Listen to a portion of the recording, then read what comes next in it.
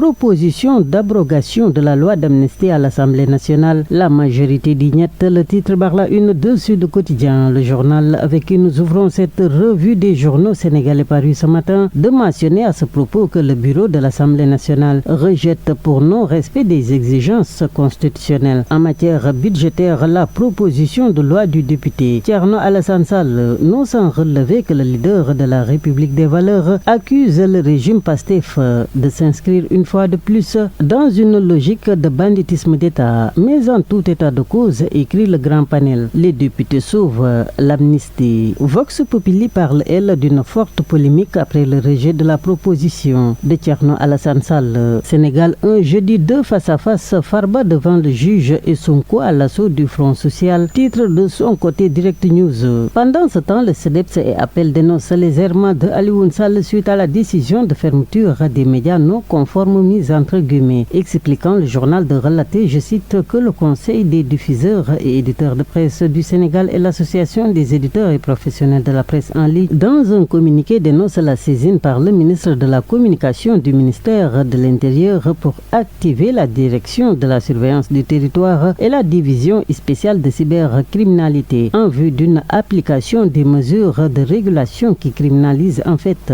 l'activité de presse. Crise des médias, soutien aux syndicats, des piliers fragilisés de la démocratie. Se désole à sa une enquête. En fermant des médias, l'État mettra en chômage des milliers de gens à l'heure des mesures d'austérité, écrit le public qui se demande si PASTEF, allergique à la contradiction, entend-il réduire au silence les organes qui dérangent. Crise du monde du travail. Le BTP touche le fond, 4000 licenciements notés. Sonko face aux syndicats et au patronat ce jeudi. Une épreuve redoutée. Barre à sa une, le témoin. À la une de Rewmi Quotidien, les chiffres effarants de la gendarmerie sous fond de personnes décédées ou blessées suite à des accidents, meurtres ou encore à cause du phénomène Barça ou Barsak.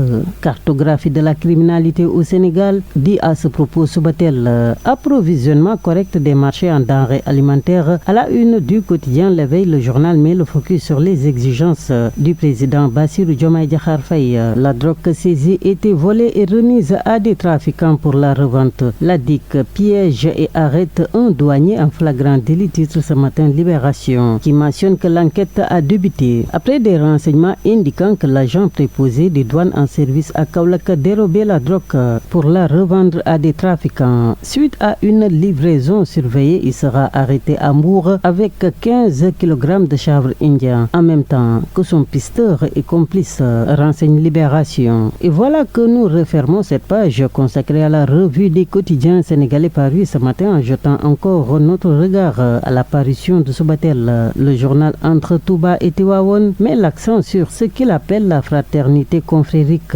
indiquant à ce propos que Serigne Bass Abdou Khadre Mbacké était hier l'hôte de Serigne Baye Sy Mansour.